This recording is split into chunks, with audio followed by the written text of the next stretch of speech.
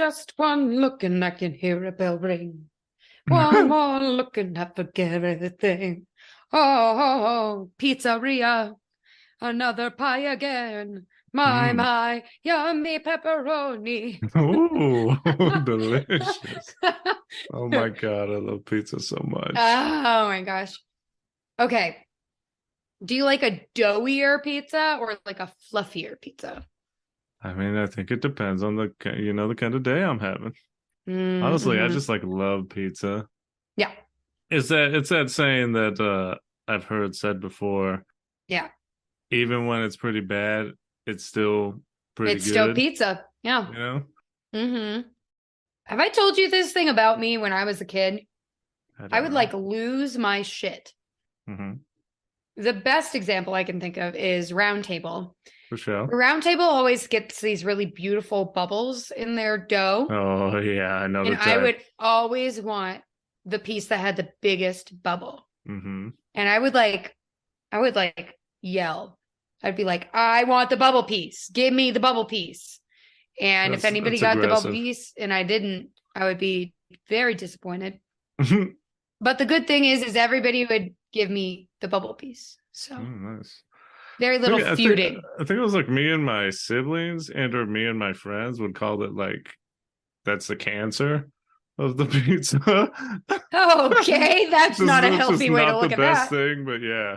Oh, I love it. Yeah, oh, it was The delicious. And round tumor? table, oh my God. Yeah. Yeah, tumor. Yeah. Not We'd call cancer. it that. Hey, can I have a slice Oh, of whatever. cancer, please? I mean, we wouldn't say it to the employees. We'd just say like, oh, No, look no, at no. that. Who wants the Whatever. tumor? I love it. I Oh love it. my God, I yeah. know it means I get like less toppings, but I'm like fine with that. Oh, that's fine. I feel Like like bread is like 90% of the pull for me with the pizza. I mean, yeah, the crust, all that's got to be good. It's got to be on point, and then you get toppings. It's like, oh man, what an amazing Mm-hmm. day! I got all this extra stuff. I've been really into just like a plain margarita pizza, like a simple, Oh the really? moss and then the Oh, basil and the tomatoes. little more. It's so good. I love it. Yeah. Oh my God. I love a Yeah, I simplistic was thinking pizza. about it the other day when we got like the Winco za. I was Yeah. like, you can tell when the za is like Oh, the quality is a low. little lower quality, but still, I was like, God, this is slapping my cheeks. I know. The It was chew so factor good. was divine. Oh my God. Yeah, you just got to be, honestly, when am I not in the mood for pizza? I love a good crisp, Oh yeah, that's what I used to do with like the good bite. tombstones. Like Oh my tombstone God. pizza used to be like my favorite. I swear by it. Should do it again one of these days. Your Because what I arch would do, enemy is Red Baron. oh well, Red Baron, horrible. But anyways, with Tombstone, what I would do is, and this was back when I was a monster, and I could still probably do it. I kind of feel like doing it right now, even though we don't have it. But I would like, get my parents to get me a Tombstone. Mm-hmm. They'd get me it, and then I would like cook it, and I just had the timing and the heat just right to where it Mm-hmm. would essentially come out, and I could like hold the whole pizza, and it would just be flat as a table, just Oh flat as a yeah. board. Oh When I yeah. would cut it, it was just it was like an iceberg So many breaking crumbs. off and falling into the ocean, and then I would just eat the whole thing. Yeah, I'm definitely if a pizza's on the soggier side, I'm less happy.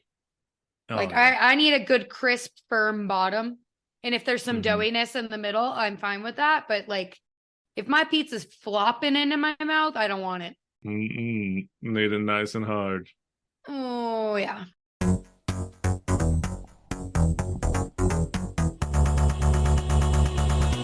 Where were you? What happened? What changed? Welcome back once again, everybody, to the Sho-Dependent podcast. It's the podcast that exposes our codependent tendencies with the things that we love, how they shaped us into who we are today, and whether or not that relationship has changed. The voice you're hearing, as always, is the one and only Kayla, and with me today is my lovely partner, Eddie. Hey, you see that bush burning over there? No, Do you hear those voices coming from it? no. Well, if you do, then I suggest that you go get a little bit of help because that's not normal. And that's not No. okay.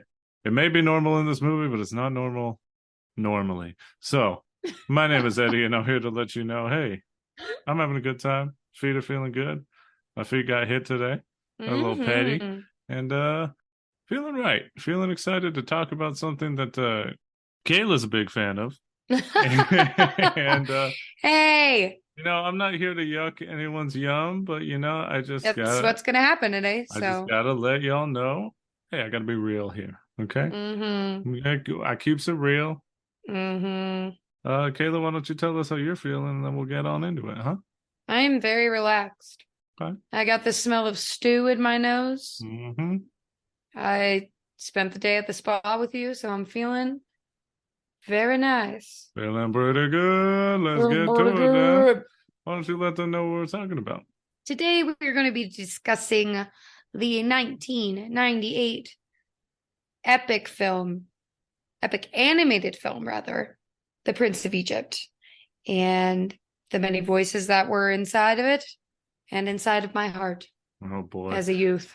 So let's talk about it. Yeah, there's hella famous voices in this one. This is DreamWorks before Shrek, so it's kind of like a Mm-hmm. prequel to DreamWorks really getting big in there, at least for me. Mm-hmm. Shrek is definitely a turning point, I think, for our generation, and Yeah. allowing DreamWorks to be like, hey, that's that company that makes some pretty good animated films. There you And go. last thing, in case you didn't know, but this is a retelling of the tale of Moses from, Mm. a little book known as the Bible, kind of important to some people, not important at all to others, but somehow Yes. affecting all of our lives, which is, not great. But That's hey, fun. That's fun. We're yeah. getting really political right off the bat. Love it. I don't know if that's political or religious, but either way, Both. let's get on into it with our Me Cute. It's a meet cute baby. It's how we met this thing. You don't think we'll get in trouble for this, do you? No, not a chance. So, as we do, seeing as I really had zero experience with this film, let me talk to y'all first. Let me let y'all know that I'm like 96% sure that I saw this movie at least once when I was a Mm-hmm. kid. But man, I gotta be honest, I really don't remember like anything at all. Mm-hmm. It's not like, and I have to say it, it's not like I'm ride or die for Disney, especially now. A lot of things I have a problem with that Disney's been up to. But in animated films, especially when I was a kid, it was essentially Disney or nothing. You know what I'm Mm-hmm. saying? Like any other studio, my little Eddie brain was like, yeah, whatever. I don't really care. Why would I watch that when I could watch The Lion King again? Oh boy. And don't even. I For the swear to God, 500th time. do not even get me started on that hack Don Bluth. Oh my Anything by God. him, even when I was a kid, I was like, ugh, disgusting. Get that. Oh my God. This man couldn't cut it in Disney, and he ran off to try and be better, and he never even reached the heights that Disney had. Wow. You're really shitting on a man who just, was going out, pursue his dream. Yeah, that's right.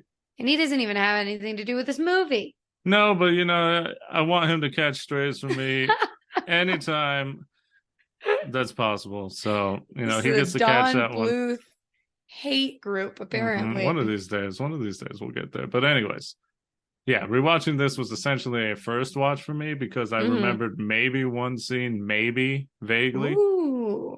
A young Eddie, just this did not stick in my brain. Oh, You obviously feel different. that's an understatement. Yeah, I'm completely polar opposite to that. This movie was very important to me growing up because, as you know, I Mm-hmm. was raised Mormon. Oh boy, don't I know it.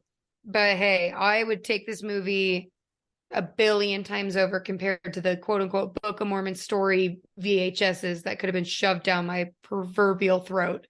So, yeah, this is a good alternative because did I ever really think that this happened for real? Maybe one point in Probably. my life when the little seed of faith had not been squashed by just life. Mm-hmm. All right. But no, this was like a very integral part of my adolescence. I associate this movie with my mom and my brothers. So it's just, I don't know. As long as I can remember, I remember this movie and I remember the music and the message and the images. So I'm really excited to talk about it because religion aside, I think this is just a really good story. Uh-huh. Why are you giggling to It's yourself? just like, let's just cast the whole thing aside because it's just all religion. No, All right. no. Okay. It's just a story. If we Sure. just look at it like a story, I wish we could look at it like a story. it's a good story. Okay. The ramifications of the story and other stories connected to it, that's another thing entirely. So I'm excited to talk about it. Let's get into the nitty-gritty. Okay. Getting to know each other. All I've ever known to be true is a lie. Well, this movie started off with a sort of based on a true story thing, a little disclaimer, which always makes me go like, "Oh, dang, hey, yo, for real?" Yo, this like really happened in like real, for real, Which is very like, funny with this story specifically, and it also always just reminds me of like horror or documentaries where they're like, "Hey, based on a true story." I don't know. This one obviously isn't based on a true story. That's not why they did it. This was more of No. like a, hey, we understand that this is based on religion. Everyone relax, everyone chill out, don't get mad at us. And it also is just funny in my connection reminds me, I think the most of like the Assassin's Creed video games, because pretty much all of those games start with a disclaimer like this, where they're like, Assassin's Creed was made by a breadth of people from all different cultures and beliefs and all walks of life. So don't get mad at us if we sort of misrepresent something from your culture or religion or belief. And it's like, I get that and why you do that, but also like, I don't think you have to do that. Like, just present the story and then whatever. So I personally They were found just it providing funny. context. I know. They It were was just trying to like, let you know, hey, we know this is a very important story. This is the best way that we found to tell it. yeah. I will say, well, I'll sprinkle in little fun facts because I did an Fun IMDb fact. search, and I guess this is a testament to the crew. Apparently, they went to something like 600 different religious people Wow. and like asked them, "Hey, how would you present this?" So a lot of religious people, religious studies people, I don't fucking know what to call them, people who like religion saw this movie and said it's probably the best like retelling that they've seen in like popular culture. So that's something. That would make sense. Yeah. Yeah. Well, as a religious study minor, I do find it really great that we didn't have a white Moses. Yeah, maybe. I felt like there was even a lot though he of was different... definitely voiced by a white man. Yeah, well, of course he was. This was the 90s. Anyway, but regardless, I thought the visual representation of these cultures was very nice. I mean, I thought it was very, I don't know. It was cool. We got to see a lot of different models and skin tones and different features of people, which is good. I guess we should start at the beginning, which makes me like cry and like almost throw up every time because it is so emotionally provocative in its music, and it's like, oh, I don't know, it just does the perfect music thing, perfect musical thing of just setting the stage, setting the stakes, and putting you in a time and place. And this song is called Deliver Us. And it makes me so sad. And yeah, I could tell. It was yeah, definitely something because again, I'm not here to yuck Kayla's yum. I don't want he y'all to feel is. like I'm just He's dunking on here. this film. Yeah, you But really are. for a few bits of this episode, you can call me Shaquille O'Neal. And this film, you may as well call The Rim. So I just have to say, hurtful. it was very much surprising to me because I was just like sitting there. We just started this. I just saw the disclaimer, so I'm in my head like, why the fuck did they do that?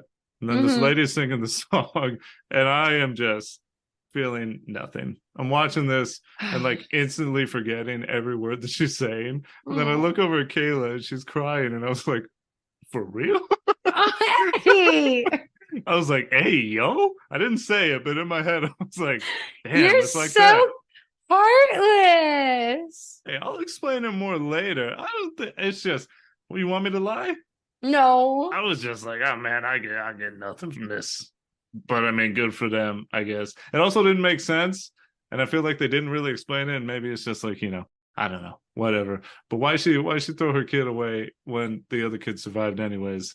I guess it was because it was a baby. I don't know. I just don't pay attention. Babies can't stay quiet. Babies can't hide. I've seen A Quiet Place. That baby survived. We don't know. We didn't see Quiet Place 2, so I we saw have the no way beginning of of knowing. Quiet Place too. Without me. Yeah, you know this. Anyways, back So to rude. back to your thing. Anyway, Deliver Us is like a perfect musical number, and I love it so much. And it's so Why? sad. Yeah, why? Why does it make you cry? It makes me so sad because, I mean, obviously, if you know anything about this story, Moses gets put in a basket and like set down the river to, avoid being captured by the Egyptian guards, basically. Anyway, I don't know, it just hits me so deep in my core, and I don't know why. I'm not Jewish. I don't come from this heritage. Or Christian. Or I was raised in a Christian household. Yeah, but okay. Yeah, I think it's just I don't know, it's just like a very human story. It's very sad because you see these people being violently abused and taken advantage of. And then you see like the desperation of a mother with her young infant. And it's just like very human. And I've always I cannot recall the artist who voices Yoheved, but oh my God, those vocals are just pure gold to me and just so soulful and heartbreaking. So Deliver Us it's both a command and like a prayer to both Moses and God, which is like very, very sweet. And it hits you with the title card up front, which I'm a huge fan of. I mean, they took notes from Lion King, I think, because they were like, that worked very well. Boom. And they hit you with that hard and fast end note. And it's just like, woohoo, gives me chills, makes me cry every time. Love it so much. We get a bromance in this story. Again, I really don't know. I mean, obviously, this is an artistic interpretation because I don't remember Ramses being that damn fine. Ramesses? But oh, yeah. Was he hot? Oh, I had crushes on both Moses and Ramses. Side pony. Love it. All right. Something to hold on to, I guess. I guess now would kind of be a good time to talk about the voices and the amazing voice acting that's in this, because my God, who knew that Val Kilmer, aka Iceman, would be such a captivating protagonist? Like, he is Moses. That's definitely surprising. I don't know what I expected him to sound like, but I feel like I didn't expect that. And we got to give the flowers to what is it, Ralph Fiennes or whatever the hell his name is? Yeah. Voldemort. Yeah, and I will say this. Yes. Most of the main cast had different voice actors for their singing, but Ralph, Voldemort, he did the singing for himself. So that's his voice. I'm even more attracted to him now. God damn. I mean, he did a good job. The singing was good. Voices were on point. Oh my God. If I could interject real quick. Don't may. Sigh. Don't sigh when I make my interjections. It's just, I get that it's a tale of the Bible and a lot of things. There are a bit of embellishments and stuff. But it's a point in the film pretty early on, because this movie is quick. It bang, bang, bang, bang, bang. Like, they're like, we're not wasting any time on any of this world building. It's the whole book of Exodus they have to get through. Obviously, Kayla said Moses' mom sang him that song. And then when he's older, I don't know how old he was. I want to say he's like 20 something. He goes and he sees his brother and sister, and he's like about to backhand his sister. And his brother's like, hey, yo, chill, whatever, because he doesn't believe that they're related, because he's like, y'all peasants, let me spit on you. Y'all less than dirt to me. But the sister, who is Hilary Swank? No? Sandra Bullock. Incorrect. Sandra Bullock. There you go. Which, the more I heard her, I don't think our audience has heard the Hilary Swank story. That's fine. They don't need to. And Sandra Bullock, the more I listened, I was like, yeah, that's Sandra Bullock. This is something. But the character started singing that same song, and I was like, ain't no way this man would remember this song. He was so Honey, far from gaining consciousness and please? memories when he was over there fighting for his life in a basket in the water.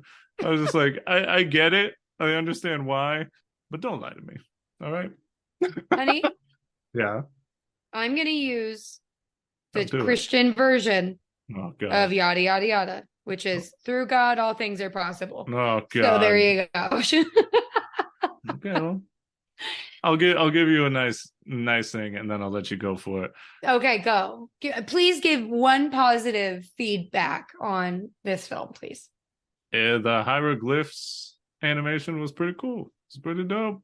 Oh yeah, when Moses has that dream about his dad committing the genocide of the Hebrews. Mm-hmm. Yikes. Something he somehow knew nothing about. You know what? We see what we want to see. Apparently so, or we just get hidden from the truth. Mm-hmm. Yeah. Yeah. I love that sequence. That sequence is like forever burned in my brain. Mm-hmm. I mean, as a kid, especially around like 5th or 6th grade, I was very into Egyptology. And so like I mean, that everyone aesthetic, was. yeah, Mm-hmm. that aesthetic was just like so captivating, and I don't know, it just tickled the right part of my brain as a kid. And it was so sad to see him have the, the wool, what's it called? What was the euphemism I was going I with? don't know, pulled out from over his eyes. Yeah, something like that, where he finally had to see the truth. Uh-huh. And then his dad was like, they're just slaves. They're not people. And I was just like, oh boy. Oh, that's a good guy. Oh boy. Pharaoh's a bad dude, man. Mm-hmm. Yeah. Yeah, I mean, I guess it was kind of like a Siddhartha situation where he just didn't know. You know, Mhm. you're in your own world, you're rich, you're famous. Everything is, especially back then, you literally, got whatever you wanted, and people were literally beneath you. You could treat them like nothing. But like as soon as he figures it out and he goes and sees the terrible life that the slaves are having, all the Jews are just getting backhanded left and right and kicked and essentially killed for no reason. He's like, God, this is not good. He's like, oh no, I have gained class consciousness. I have I do not realized like it. this is not good. I'm gonna go murder a man. It was an accident. But he hella killed that man. Oh yeah, it was not good. He fell like what? 4 stories? At least. It was really bad. Uh-huh. I mean, good for him though. I mean, he could have taken the out that his brother offered him. I would have. Yeah. I probably would have ended up committed suicide. Like he essentially went out to die. But like, like Moses just went out, at least in this story. He just went out. He just walked. He dipped. He said, exiled himself. I'm done with this. And he said, I don't deserve to live. I took a man's life. I'm going to go wander in the desert. And yikes. Big woof. Yeah. It's my... Before we move forward, when Moses literally has his like come to Jesus moment with God. Because Jesus isn't in this movie. But no, he ain't. No, he's not. Can we just talk about oh God, what is her name? Moses' wife. You're looking at me as if I know anything from this movie. None of this stuck with me. Moses' wife is so fine. DreamWorks knows how to make a baddie. Apparently. And they've been doing it right for such a long time. And I love it.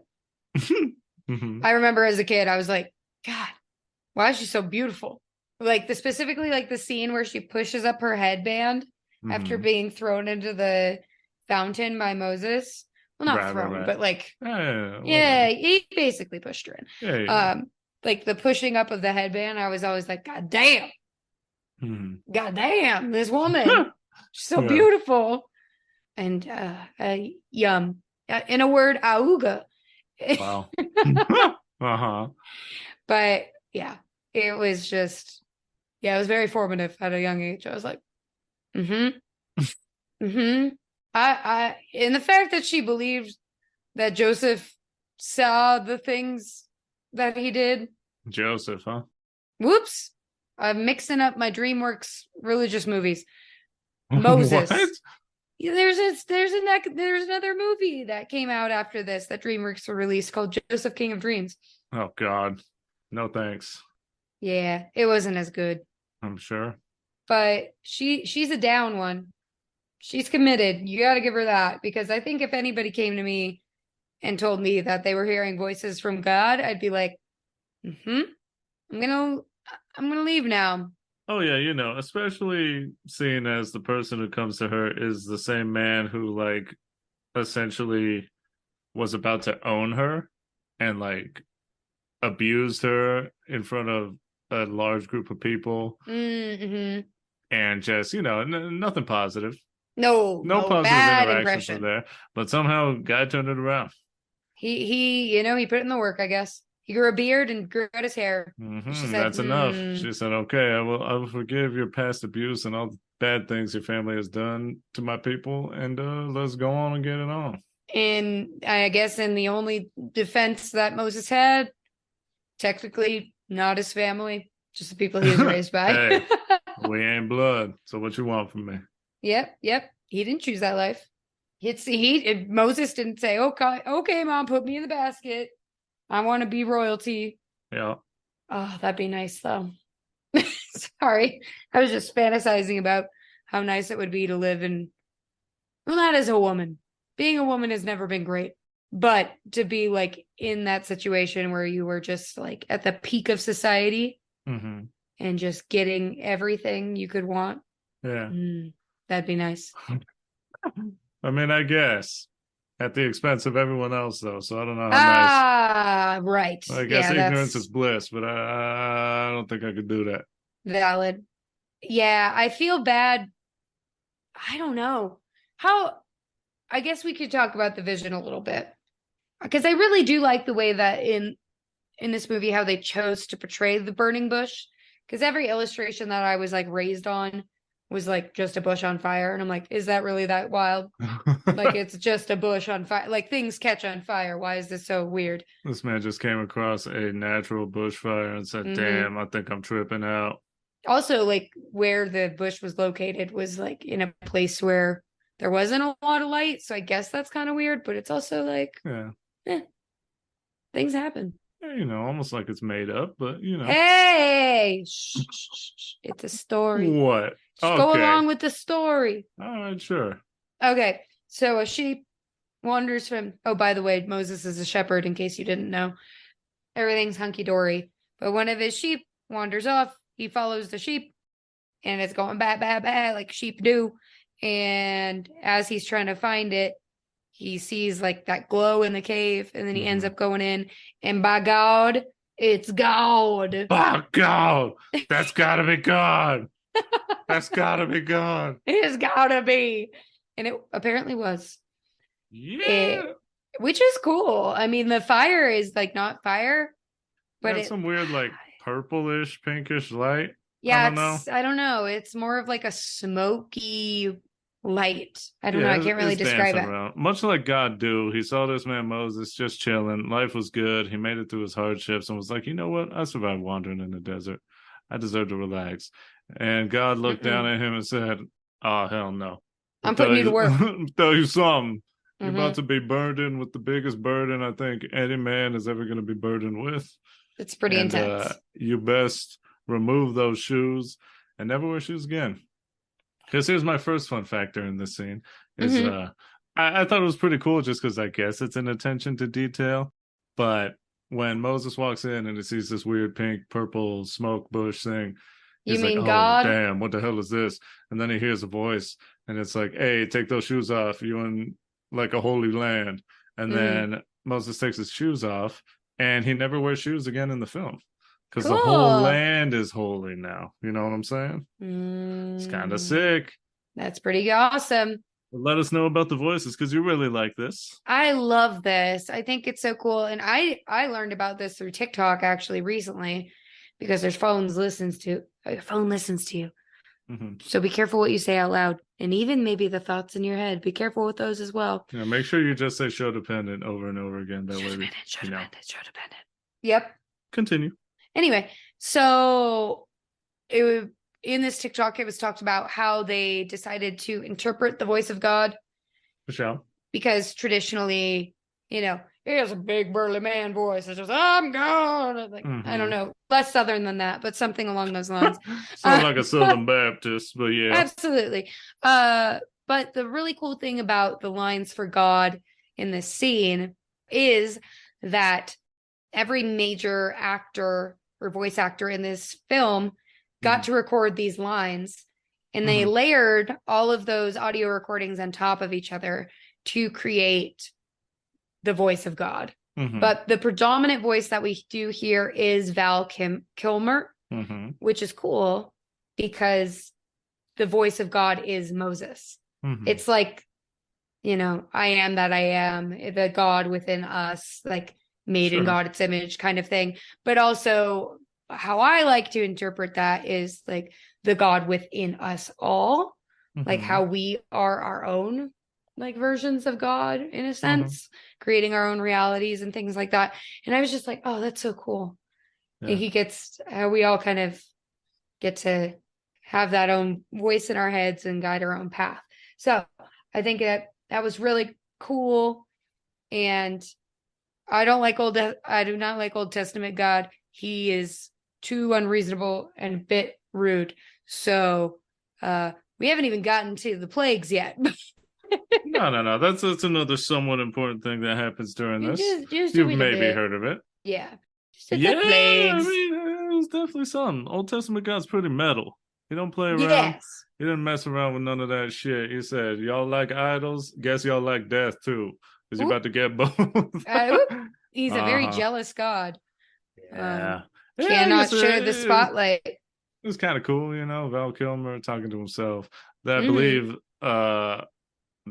whoever was in charge of that decision or whatever said, like, yeah, it was kind of a cool choice because we wanted it to be almost as if because because Moses is the one hearing it, he hears God as his own voice because it's just like the voice in his head, and that's how he would have interpreted it. Yeah, it's just God speaking through him, which is something. Yep, which is what prophets are supposedly supposed to do. So that's pretty cool. I really like the I do have one like positive thing that I noticed that you had when we were watching this, which was a cute little girl giggle you let out when you saw the sheep in this movie because you thought the lamb was really cute. You're like, oh, look at the baby. Yeah, it was adorable, and it was very funny because, as Kayla said, who led Moses to the burning bush? It was a goat. And it was also funny to me because the goat was there at the beginning and the goat was there when Moses came back from the burning bush. And that goat also saw some shit. Oh, yeah. Because my man Goatsis was like, God in heaven. What the hell? Moses the goat. Goatsis. Yep. So I have to believe he also went back to his herd and was just like freeing his goat buds. No, they were all in the metaphor of sheep of anyway. He also let his people out. He let his goat buds go free. They went to the promised land. From that point on, the sheep could never be shepherded. Exactly. They did like the same thing that the 3 Billy Goats Gruff did, and they crossed the bridge and went over to the promised land and just infinite grass. Hell yeah. And just living. And you know that he was there with his little staff and he said, let my people goat. Yeah, that's right. Yeah, that's right. Say it again for the people in the back. Let my people goat. Perfect. Honest, I want that as a shirt now. Yeah. That reminds me of a really stupid joke. Okay. How does Moses make his coffee? Oh God, I have no idea. He brews it. Oh Lord in heaven. All right, no more puns for the rest of the episode. All right. We're cutting us off. That's enough of that. Yeah, that's enough of that. The musical number that we get when Moses returns to challenge his brother to let the Hebrews go Mm-hmm. is so camp. Yes. And like it's a snazzy little ditty, and I love it. And it was a fucking choice because, Moses comes in, he does his little snake thing. Ramesses also has advisors who can do little tricks and all that. Mhm. And apparently they also sing songs when he commands them to. Not Mhm. only that though, but Ramesses, he's ready. He's a man of the theater. He's a yeah. musical man. He loves a good show. It's And Val. I mean, it's what's his name? I don't know, Voldemort. Ralph Voldemort. something. Anyways, he was Broadway before Broadway because he said, "Oh yeah, nice snake, cool trick. Guess what?" And then he just like tells the slaves that he has just like stranded up on top of these pillars and like up too high to get down, who are seemingly just up there dying and living only for musical numbers. He tells them to hit the lights, to direct the sun to a spotlight, just so his two advisors could sing a song. And I'm like, the fuck is this? Hanging with the big boys now. Martin Short and Steve Martin. Steve Martin and Martin Short. That's a Uh-huh. lot of Martin. Yeah, That's a lot of Martin energy. Squared. Also, just gonna add, they both also sang their parts, so good for them. Of course they did, because they're Mhm. icons, and we Yeah, love they're them. actual like singers. Yeah, it's great. Martin Short was just Lumiere in the live action production of Beauty and the Beast. So very fun. They slay. They do some magic. Yeah. And they sassy, and I love it. Yeah. I mean, it's all fake magic. At least that's what we're supposed to believe. Because the snake that Moses created from the staff that God blessed ends up eating the snakes that the advisors create. So that's a bit of a metaphor. And I love it. It's very visceral. I'm like, oh boy, he about to get them. And oh boy, does he. Oh boy, does he. And, This is a lot. Yeah, it never ceases to amaze me just how far some people will go to ignore the truth in front of them. Because Ramesses really, for one, if someone threw a staff down and it literally turned into a snake, you got me convinced. Because I'm just like, yeah, man, I'm going to step aside. You can do whatever you want. Yeah, Y'all can leave. But Ramesses, he really just watched this shit go down and said, that ain't nothing. Do better. Uh-huh. Oh, what? Do all of a sudden, roll. the river is made out of literal blood, except for the little area around you. That ain't nothing. Oh God, frogs, locusts, literal hellfire from the sky. Fucking like boils like a plague, and he's just like, this has nothing to do with what he's saying. This is nice theatrics. He literally gets sick himself. Yep. And he's still like, nah. This just goes to show nothing has changed. Yeah, it was just, I mean, there's one thing that convinces this man Ramesses for a day. And it was the Passover scene, which this is the one thing that I vaguely remember just because it's pretty dope. It's pretty metal. Oh, and, it's metal as hell. Passover is pretty insane and crazy. So can you explain what's going on here? Let us know what happens. It's a pretty intense scene, and I did like the way that they did it because it was, no fuss, no fun. It was very much just shit's bad, and we're going to make it really intense. We're going to watch God murder thousands in one night. You know how God do. God be killing it. Versus God. God will take that any day. Yeah. Anyway, for those of you who don't know what Passover is referring to, Moses was told by God that for the final step of the plague, and the horrible things that happened, that in order for their firstborn, because God's going to kill all the firstborns in the area, essentially. Yeah. In order to save the firstborn of every family, the Hebrews essentially have to slaughter a lamb and then place its blood above the threshold of their home for God to pass over them.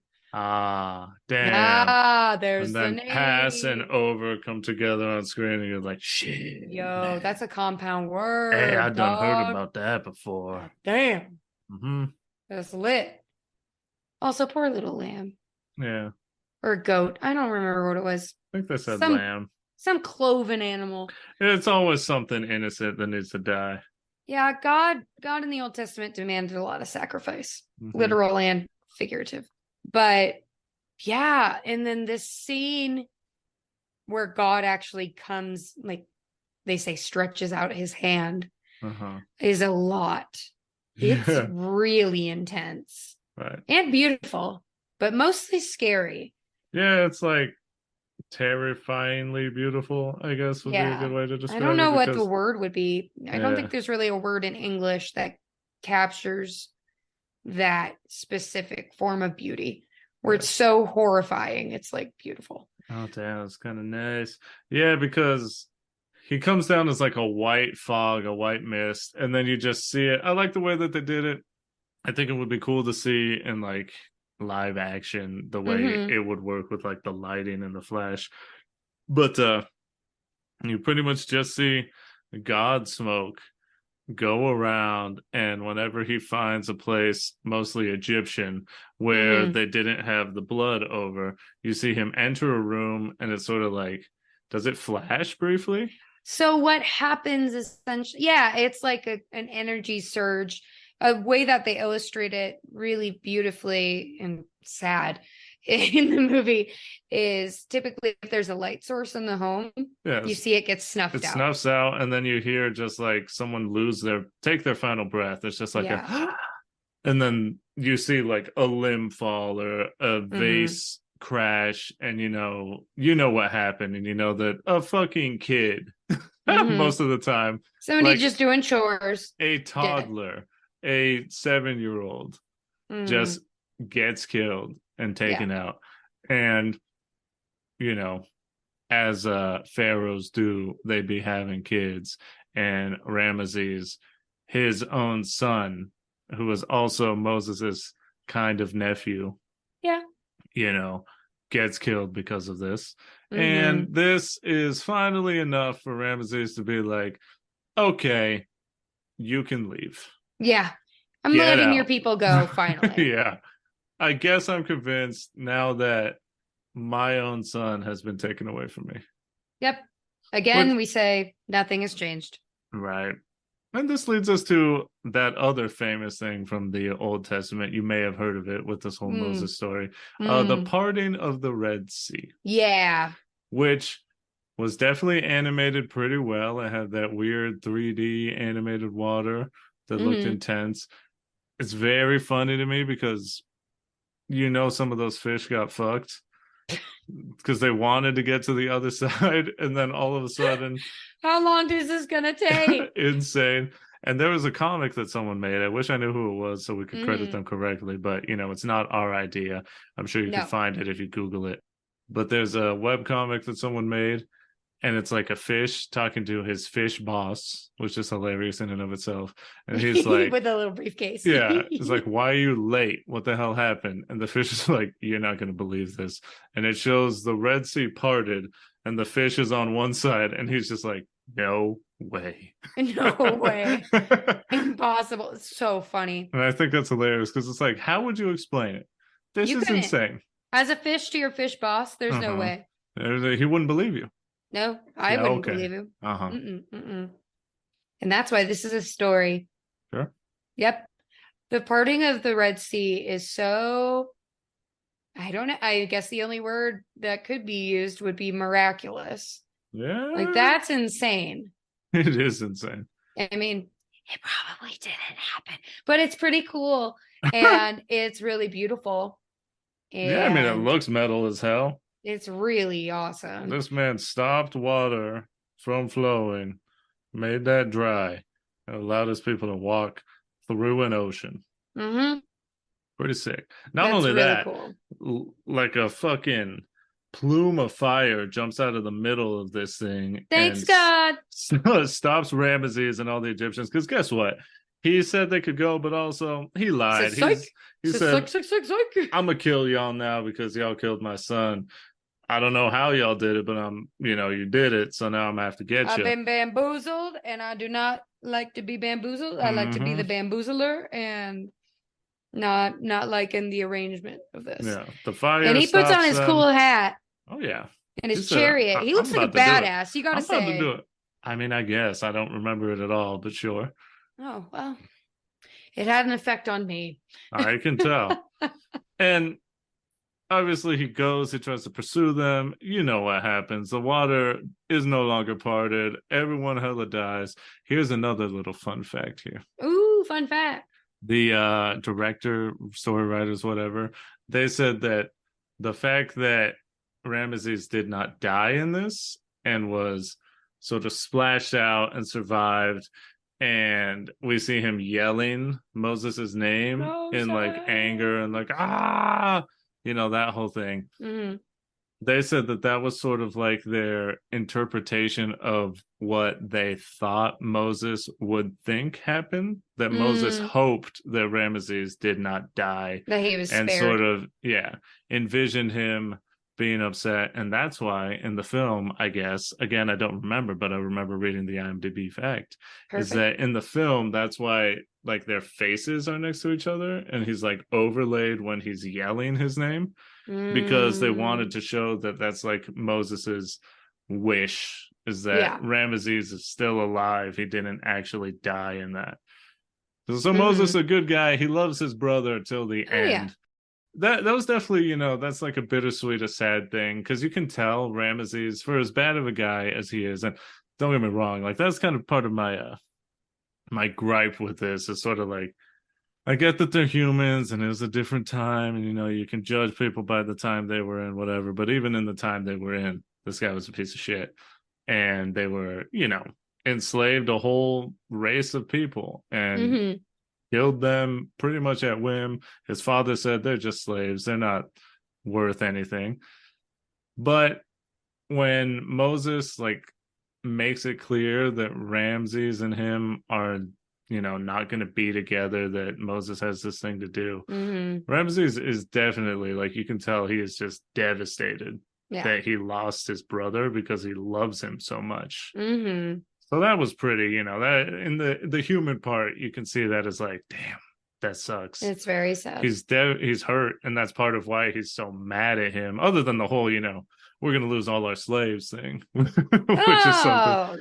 Other than all that, he's just mad at his brother for like throwing away the relationship. Yeah, that's definitely like the saddest. I mean, besides Yocheved saying goodbye to Moses, because that like the tears on her face ripped my freaking heart out.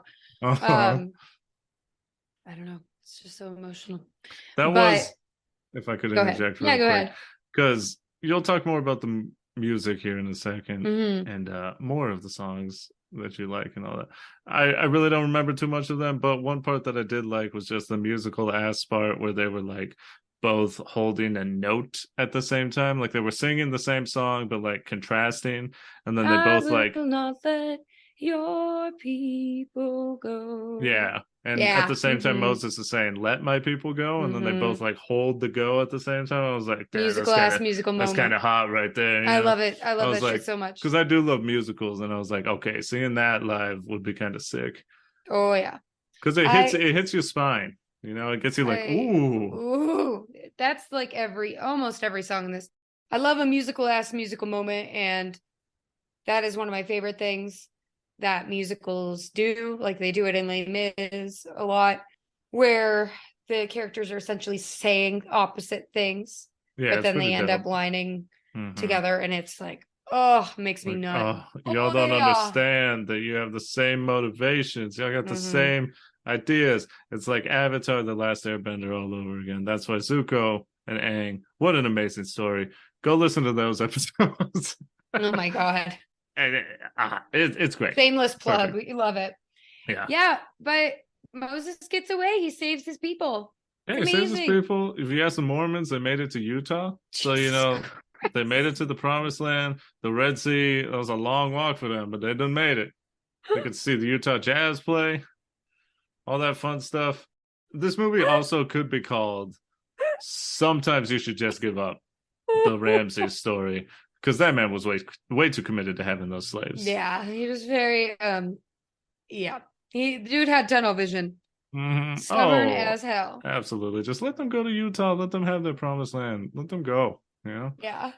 And at this point, because I was excited, I'm about to talk about how much I don't remember from the Bible and how much I Love don't it. pay attention in Mhm. church. That's you.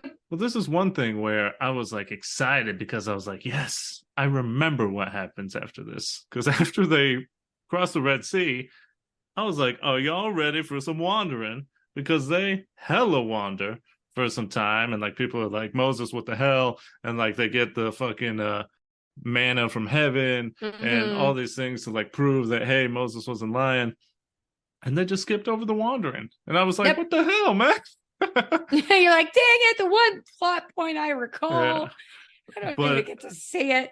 at least they made up for it because in the age of Marvel, in the age of Oh God. the Yep. tease, in the age of the post-credit, mid-credit scene, after this wandering is skipped over, they do a little bit of a time jump and they show my man Moses like take a step forward and the music is swelling and the fucking 10 commandments show up like a goddamn mid-credit scene of a I Marvel love it. movie and you can just picture everyone like, oh shit, dog. Damn. Oh, Hey those yo, what there I they think is, they there is. they is, man. and and it does hit a pretty dope part because what do they do with the music then? They finish it off. They return to the beginning. All They hit right. you with one more, two words, Deliver us. and then they just boom, Beautiful. it's over. And then it says the 10 Commandments will return. No, Moses it will did not say return. that. It did not say that. Look out for Avengers Infinity Read War. you want more? Pick up a Bible. If you thought that was cool, guess how cool God is in the New Testament. He's a lot What? cooler, that's for sure. He's more chill. Yeah, he's way more chill and a lot less vengeful. Eh, Oh my God, that's so funny. We love propaganda. Fantastic. eh. It was really good. Really good though. You cannot say that is not a little hype. That's pretty fun. What?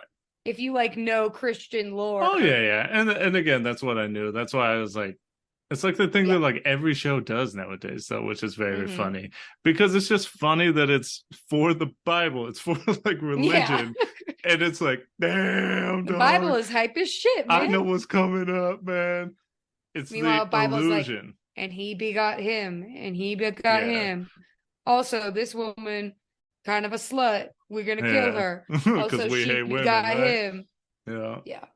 I also love that it's like men begetting men. yeah. It's like, They did a yeah, little the Zeus man gave thing birth. Yep, that's it. when we got pregnant. Said God. Anyways, speaking so much about religion and God and all that, I just have to let y'all know. I alluded to it earlier. It's time to return to it. Much like this movie returns to the beginning, let me return to something I talked about. And say that I really don't remember the Bible much. New Testament, but especially the Old Testament, because I was raised Catholic. We really don't pay attention to the Old Testament. As Kayla said, that's more of the Jewish religion, Hebrew, all that stuff. That's what they focus on. The Abrahamic religion. Yeah. Ah, nice. Look at Thank you. you. Religious studies minor. Religious studies minor, bitch. But honestly, and I'm being 100%, I'm being dead ass. You dead ass right now about the Bible? Most of what I remember from the story is from the Rugrats episode Oh my when they God. told it and they showed it. They did a great job with that. I ain't gonna lie. Them shits was banging and they told it concisely and told it well and you got it. And that's what I picture in my head when I picture this, which is very funny, but just Tommy Pickles in a diaper with the little head thing. Oh, absolutely.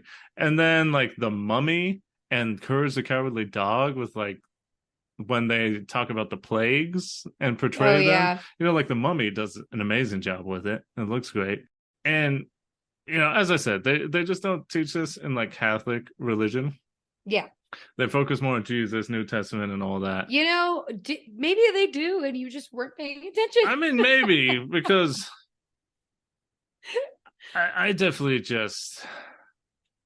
it's hard just because of like my experience with religion and the fact that I just really don't. It's just not something that I think is for everyone, and it's not for me. Obviously, as many people say, if you can practice your religion and do it without infringing on the rights and making other people feel like shit because they don't believe in the same thing you do, I'm all for it. If religion, whatever your religion is, whatever your beliefs are, as long as they're for you, they're a positive force in your life, and they make you want to spread positivity and not hate, fine. Do what you want. The second you use your beliefs to infringe on the rights and beliefs of others and make other people feel like shit because they don't believe the same thing, then I'm just not for it. And unfortunately, that's pretty much what like all religions do. Yeah, pretty much. So for myself, I just like don't think of religion at all. And because of church, when I hear religion, oftentimes I just tune out. I just like don't pay attention. Yeah. Like I legitimately had forgotten that Moses was a shepherd. And when I saw him with the sheep and Kayla was like, "Oh yeah, remember? He was a shepherd. Do you get it?" And I was like, "Damn. He was, huh?" And that's like his defining feature prior to, all the other super important things like the 10 Commandments and parting the Red Sea and all that. Parting the sea and shit, yeah. And it just got me thinking to sort of wrap this up real quick and my thoughts with this and why it just sort of doesn't work for me. It's just unfortunately because it is religion, it makes me not care as much. But I also think the Bible would be pretty fucking metal if it shed like 70% of that fluff. The begot, and all. Can the I get like stuff. the abridged version of the Bible, please? Yeah, and if people didn't take it as fact, yeah, and it was just taken as like a fictional story, like Lord of the Rings, which it is. If it just took it as a fictional story, then it'd be kind of fun. Then I'd be like, damn, dog, you're talking about plagues? Talking about part of the Red Sea? That shit fire as hell, man. It is cool. This man, God don't play around. That's why I like the songs. Because it's like, ooh, let's just sing about it. Let's just sing about it. But then it's just like, I was just like, they're just singing hymns. I don't need to listen to this. No. I know. Hey, I'm telling my truth. No. So anyways, enough about me, enough about how I felt, the religion affecting this and all that. Kayla, you love the songs. Talk more about them. Let me know. And also, I guess I just have a quick question. Sure. Before you talk about the songs and you can get into it and mix all this up together. It's just, as you've alluded to many times, you've had negative experiences with religion and all that. So I don't know. I guess I'm just curious how you sort of rectify that and still enjoy this movie and still find like the joy and the love of this, even though it's like, I don't know, essentially just religion. Yeah. So, and I'm working on this in therapy, but I'm pretty sure Nice. I think how I'm able to rectify it and kind of like hold that cognitive dissonance in my mind is realize that, and I only really look at this story through the lens of the Hebrews. Sure. Like I don't really take it in the context of Christians. Okay. Like I look at it, this to me is like a Jewish story, even though Christians use this as part of their foundation as well. To me, it's very much the story of a nation and a people. And I look at it through that lens. So I'm kind of able to distance myself personally in my experience with like, the implications of the Bible and these stories as a whole, like doing personal damage to me. I instead like compartmentalize and see this as the good and like the hope that people were brought by being told these stories. And I think the music does a really good job of conveying the like golden nugget of love and like, because I'm just a sucker for any story where people overcome insurmountable odds. Everybody loves an underdog, and the Jewish people are like the underdog of like human history for a lot of people y'all gotta leave the Jewish people alone, because my how about you God, stop. it's just that's just insane. That's a whole nother thing, but god damn, these people have been through way more. They said double genocide, Yeah, if not continuing genocide to this modern day. But it's pretty crazy. I mean, you're right. Like, a lot of emotional damage and like spiritual harm was brought to me through organized religion. But like I said, and I've reiterated many times throughout this, I look at this as just a story. And I think it's a beautiful story. And the music helps guide you through that story in such a compelling and entertaining way. Like the power of Ra, we get the the bad, you said you're like, oh, Scar about to walk out, like this is the villain song, and it hella was, and I love it, and it's camp and great. And then we have like this sweet little moment of Moses realizing maybe I am not as fulfilled in my life as I could be if I opened my eyes to the world around me and kind of help rectify things.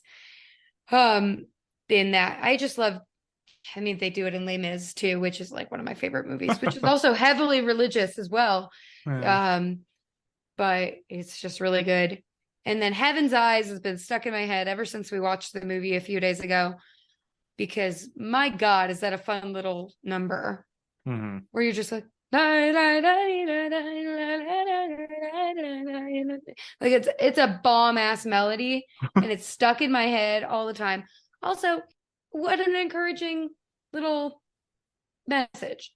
Not necessarily like, I don't know, the whole Christian perception of heaven, like looking at your life through a greater purpose is just kind of just like a very motivating thing. It's like, you don't know the impact that you could be having on other people. We are all kind of equal amongst each other, but we are all equally as important in that sense. And it's cool because you get to see Joseph rebuild his life and be joyful, which is always so nice. Deliver Us / the lullaby theme with Yocheved, Moses' mother, and also Miriam, Moses' sister, is just so beautiful. But like the ultimate, and I think probably the most well-known song from this movie is called When You Believe. And it makes me cry every time because it is just so sweet, and it is like the essence of faith and perseverance. They have a line in the song. So the main lines are, there can be miracles when you believe, though hope is frail, it's hard to kill.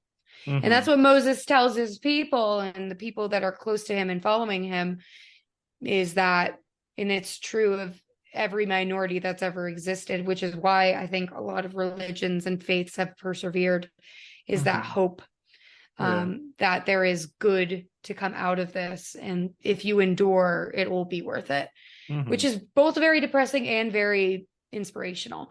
But Moses says they can beat you, they can kill your family, they can do everything, but they can't take away your faith. And it's just like such a beautiful thing to actually see people come out on the other side of all of this torment and torture. And yeah, it's just like a beautiful message of not only like believing in yourself, but believing in the people around you, that if you have a common goal, you can achieve it. Yeah, it kind of reminds me, because I mean, that is true. That is the, as I said before, that's the thing that I appreciate about religion, is that, it can make people's lives better, and it can give them strength, and it can, as long as it does something positive for you and you're able to spread positivity to others, I think that's a great thing, and it is a beautiful thing. And it just sort of, what you were saying reminds me of a picture that I recently saw, because, TikTok has their trends, and there was a thing where they said, what's like one of the most powerful pictures you've ever said and someone else or ever seen, and someone else said like what's a picture that someone has taken where you think, that their life was in danger and all that. And it's a pretty crazy picture because it's like World War II, the height of the Nazis in Germany and all that. Yeah. And then it's a picture of a menorah on a windowsill, and in the back you can see the Nazi flag.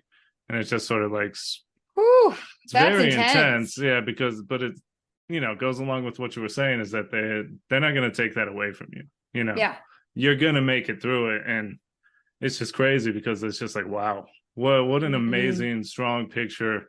And knowing that just like in this story, how many died, but they still made it, they're still here, made it through. So it's definitely a crazy, like, oh yeah, it's a very emotional thing. Mm-hmm. And that's like, I think you're finally getting like to the essence of like why I'm affected by this film. It's like that nugget of just humanity that we get to see through this story and hear in the music and how I feel when I listen to it. And I don't know, I also, it just reminds me of my family, because I grew up watching this and we'd sing it as we watched it. And it's, for sure, there's something extremely personal to me about singing with others. And that's why a lot of faiths sing in church. You feel closer to people around you, and it releases dopamine into your brain when you sing with other people. And the act of unifying voices through song is something that I was very passionate about and still am. And I still get a lot of joy. And yeah, it's such a human thing. And to see like such a human story told and sung about in such a well executed way, it's just extremely moving. And then you get to see the success. Granted, obviously it's never alluded, the future of the Jewish people and the continued atrocities they would and continue to endure. But for that moment, they are in the land of milk and honey. They are at peace. They are living the lives they wanted to, which is great. And I love it so much. So, yay. Oh, well, I know. It's time, I think. It's time to define the relationship. Let's do a little DTR. I'll start off by saying, don't get me wrong. At the end of it all, at the end of the day, the movie is good. And it was good. Yay! And it is good. And, woo! The highlights were definitely the voice acting. Thought every character was voiced very well. The singing was very strong. The animation was super good. Yeah, Jeff Goldblum was in there being Jeff Goldblum. Some of the voices, they just have too iconic of a voice. Yeah, where you're like, why the hell is Jeff Goldblum Moses' brother? But anyways, it's just tough, And I think that's something that I think we will begin to see and explore more here on the podcast, is the role that nostalgia plays. Oh yeah, I mean that's kind of like our whole premise, but we kind of are starting to get a little bit more into more of our niche things, and that's kind of what I want to do more of this year. But just the role that nostalgia plays and how good you think something is, because I think about that all the time. Like you think about a classic movie, we'll just use like, The Godfather. Sure. You think about a classic movie, but then you have someone nowadays who has never experienced it, who never knows, or who knows nothing about it. If they watched it today in 2023, would they still think it's good, or would they be like, oh, what is this? Just that's something I think about all the time. So for me, having zero nostalgia for this and seeing it in my adult life in 2022, we saw it like last week, final week of the year, and with my adult ideals and all that, I thought the movie was good, but it just, wasn't great for me. Yeah. Like I said, my struggle, just not really caring for religion, its portrayal. When I hear religious stuff, I get flashbacks, feel like I'm in church, I tune out. But I thought you were going to say, feel like I'm a nom. No, my God. That's a whole different thing. I just tune out. And like, that's my thing. That's just, it's not a fault with this movie or with that. But for me, I guess something I could fault them for is just that for me the songs were forgettable. Like, I don't know. I just could not. For the life of me, I could not tell you a single lyric from the songs. And if I didn't have the names of the songs in front of me, I would not remember the name of the song. I mean, the whole time I was just thinking about Hellfire from the I'm Hunchback of shaking Notre my Dame. head. I know. But I can see why this gets the praise. I can see why some moments were great. Like I said, that one musical moment was good. But the fact of it is, some things are just not for some people. And sometimes even great things are just not for some people. So Wow. I don't know. Well said, though. It's fine. I mean, I feel like I've pretty well defined my relationship throughout this. It's extraordinarily complicated, and a few more years of therapy might get to the untangling of this nasty web that is my relationship with organized religion. Mm-hmm. However, I still love this movie. Sure. Despite all of the things that I've gone through and truths I've learned over the past almost 2 decades. It's pretty crazy how, even with all of the things that I just said, I'm still able to love this film. Mm-hmm. Like you said, it's extremely rooted in nostalgia for me. Mm-hmm. And I don't think I'll ever not like this movie, because it is just so human. And I love animated films. I love musicals, and I love human stories.